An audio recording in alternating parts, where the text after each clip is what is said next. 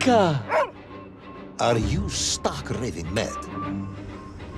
It was Laika. I am sure of it. That spirited little dog saved me. Laika saved you in her little space machine. I believe the correct term is capsule, General. Don't push your luck any further, Ivan Ivanovich. I fear it might snap. Oh, my apologies, General.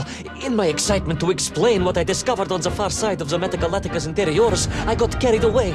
And it happened like this.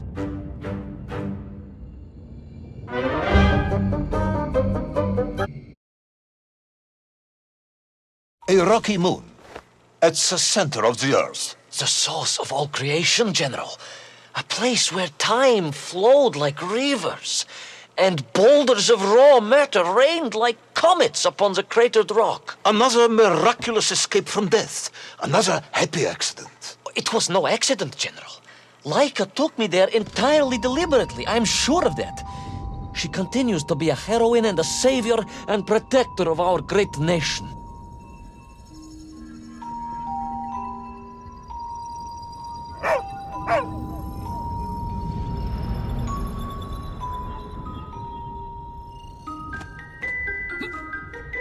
Laika died in orbit. No, General, she did not. She's very much alive and happy, and currently living several miles below our feet. Laika is dead, Ivan. She most certainly is not, General. This is the real world, Tovarish. A world where you did not go to the center of the Earth, and Laika died in orbit. In my world, General, Laika is still alive. A better world, some may argue. Very well. I will live in your world for a while longer, but time is running out. Ah, yes, time, General. I was just coming to that.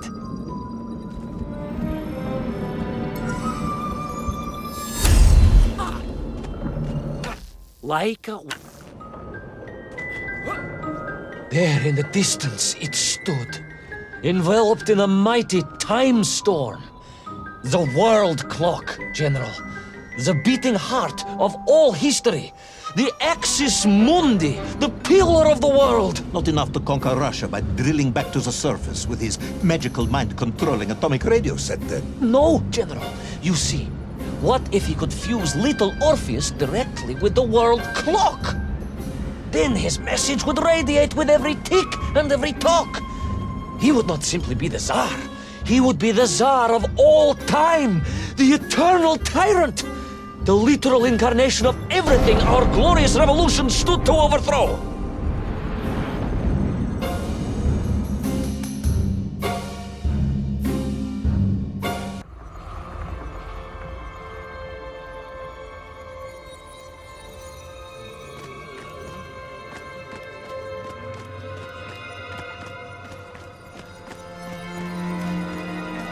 Sonikiv! Uncanny, General.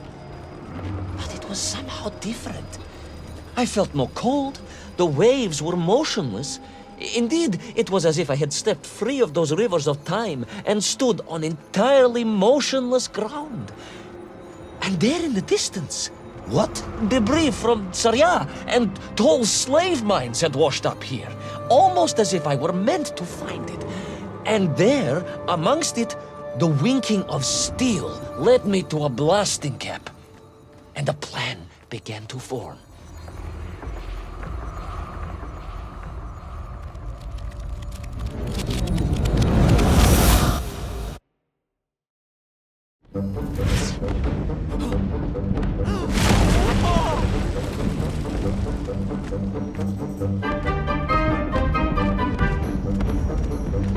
The terrain was ferocious.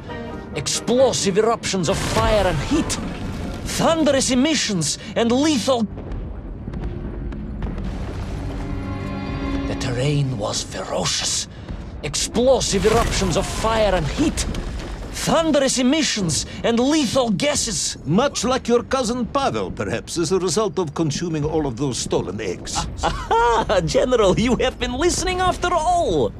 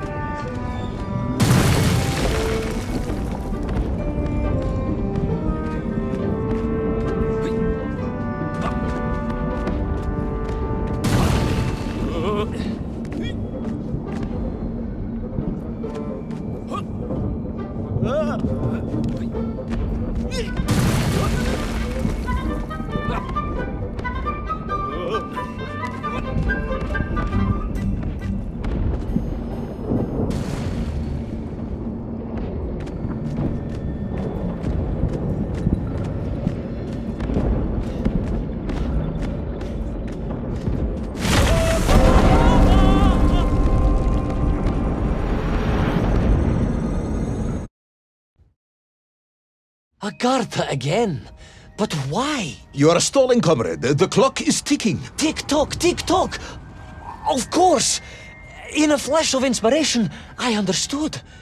It was all wrong, you see, General. That we can agree on. We should never have gone to the center, because without little Orpheus, Toll could not have become the tyrant he had. The rocket drill was his means to reach the world clock, but it was little Orpheus that enabled him. And the time itself, the world clock itself, was determined to make matters right. With a little help from you, of course. Merely a simple pawn in a game played upon a cosmic scale, General. But a pawn who understood that he was being given a second chance to grab a chunk of the explosive resin that wondrous city was built upon.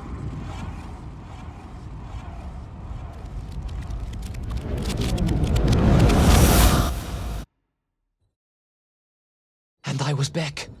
The mighty river of time roared past me, carrying the weight of the whole of history with it. Even for you, this is a stretch. Our time is almost up. I have to submit my report within the hour. Time, General. Time was nearly up indeed. That ancient and magical river that carried me along was surely moving inevitably towards some kind of end.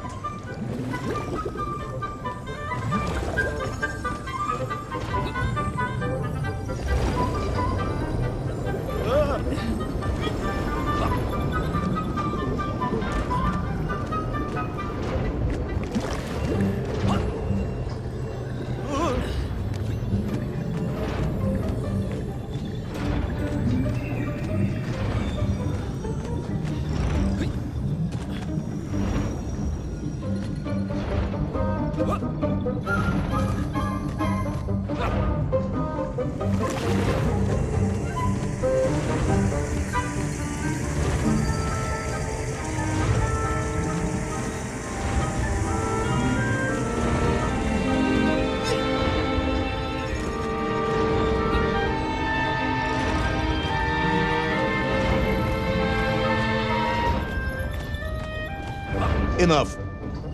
No more, Privalov. No more stories. No more lost worlds and space dogs. I'm full of it.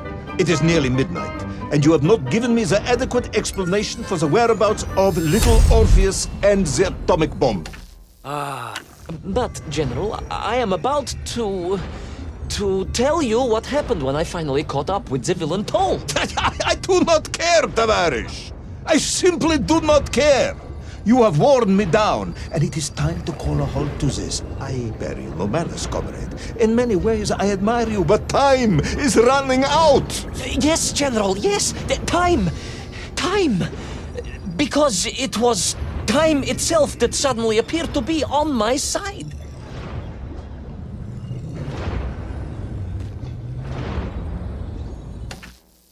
No more stories. No more lost worlds and space dogs.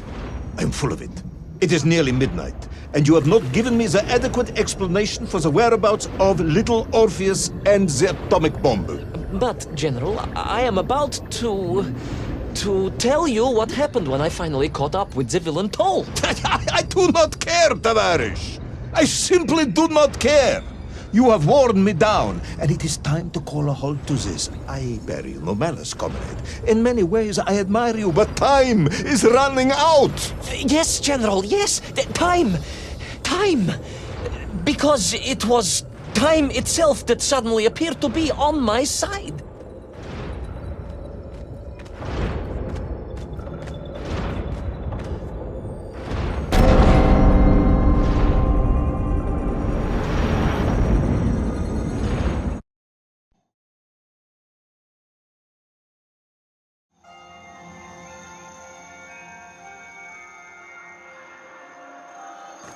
Perhaps the world clock was so impressed with your egg-wearing antics it decided to return you to Plutonia for a second attempt. I would strongly suggest you cut to the chase. The chase, yes. The pursuit of tall and little Orpheus. I stood there with the resin fragment in one hand and the blasting cap in the other, and then, just like that, a clock began to ring. The world clock? No, General, an alarm clock. My Slava alarm clock, in fact, given to me by Auntie Marsha. The one who married the beef investigator. The very same. And the moment I saw that clock, I knew what I had to do.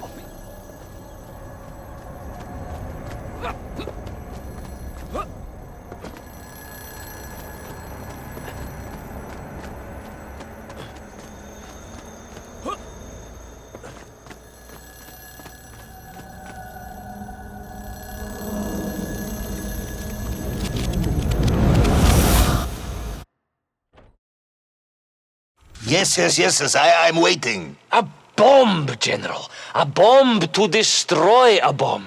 So, you decided to build a bomb, eh?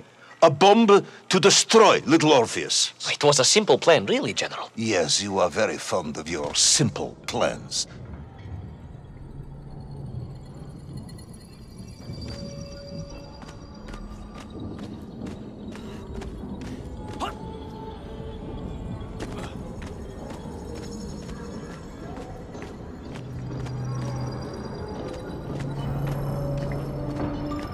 It was the last time I was to see those poor enslaved men on my journey. As they scurried in agitation around the base of the rocket drill, now a dreadful weapon of war in the hands of a madman, I was reminded of my mother. Your mother looked like a nymph? That is extremely disrespectful, comrade. No, I meant I was raised by my mother from an early age, of course. My childhood memories of my father were all too brief. You are rambling, Comrade Privalov. Time is running out. I love... Dieni Rezinovi.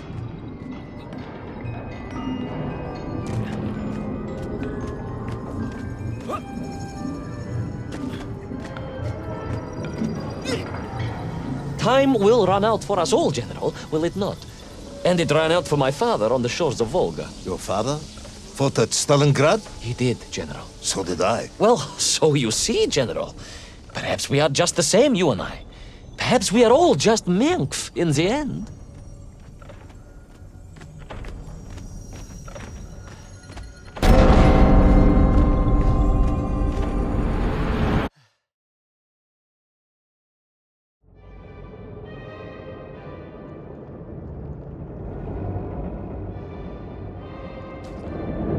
What possible use in the construction of a bomb could be found in the belly of a giant whale?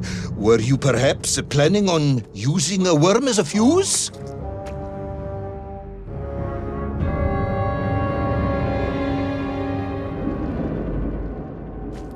What possible use in the construction of a bomb could be found in the belly of a giant whale? Were you perhaps planning on using a worm as a fuse? That would be ridiculous, General. I would hate to undermine your otherwise entirely plausible account. You forget, General. The belly of the beast was full of shipwrecks. And on one of them, I was bound to find what I was looking for. Fuse wire. Comrade, yes, you'd forgotten all about the fuse until I reminded you, hadn't you? General, your cynicism is unbecoming to a man of your rank and stature.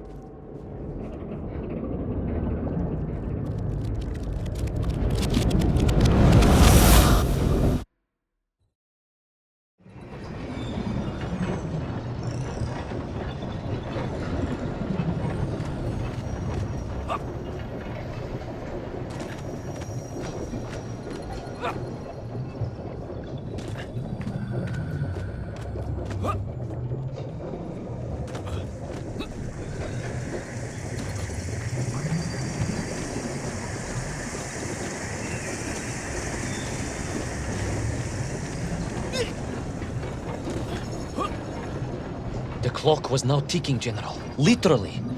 I was surrounded by time, immersed in it.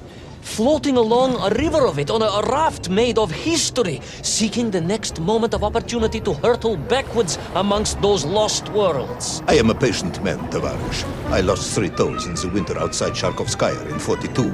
A drunken dentist removed 2 frostbitten toes and 1 perfectly healthy one. You may therefore consider me a man blessed with an uncommon level of endurance for discomfort. I hate visiting the dentist. Maya was a dentist, and he was a deeply strange man, notwithstanding the love he felt for his pigs. Is what? He was a pig dentist, General. He always claimed that the human mouth presented an insufficient challenge. Let me challenge you, comrade. You will tell me what happened to little Orpheus. My patience is exhausted. I am done. But we are nearly there, General.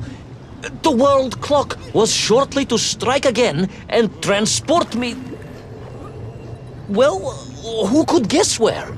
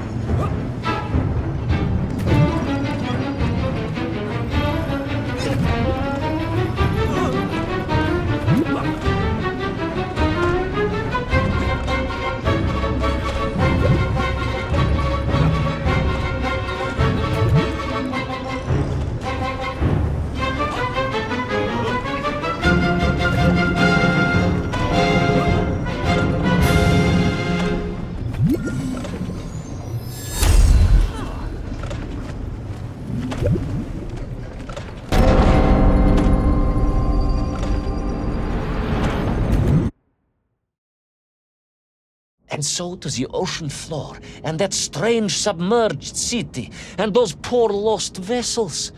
To find a shell case to hold all of my scavenged ingredients, the last piece I needed to construct my bomb. Ah, yes, I have been waiting for this. General? Time, Ivan Ivanovich. Whilst you have rambled on and on about it, I have simply bided mine. I am a patient man, as I have said. Yes, I don't feel I paid enough attention to the story about your toes. Do you have specially made shoes? Enough!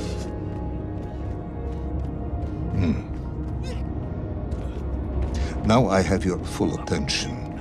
Indulge me, Tavarish. Explain to me how you made this bomb. General? Your bomb, comrade, that you so brilliantly constructed to destroy little Orpheus. Tell me how you made it.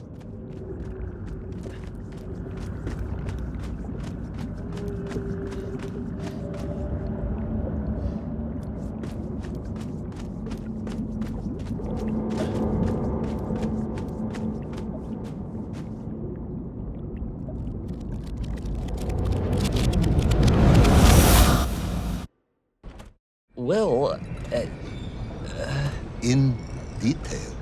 The type of detail that should present no problem to a man who is actually capable of building a bomb, which I suspect would be an entirely different man to one who cheated on his entrance exams for the cosmonaut program. did...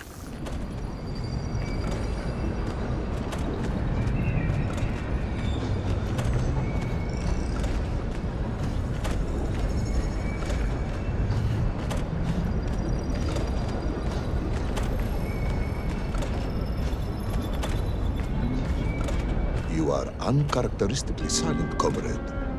cat got your tongue? If I may, General, perhaps just a minute or two to gather my thoughts? There are precious few minutes left. We have reached our conclusion, I think.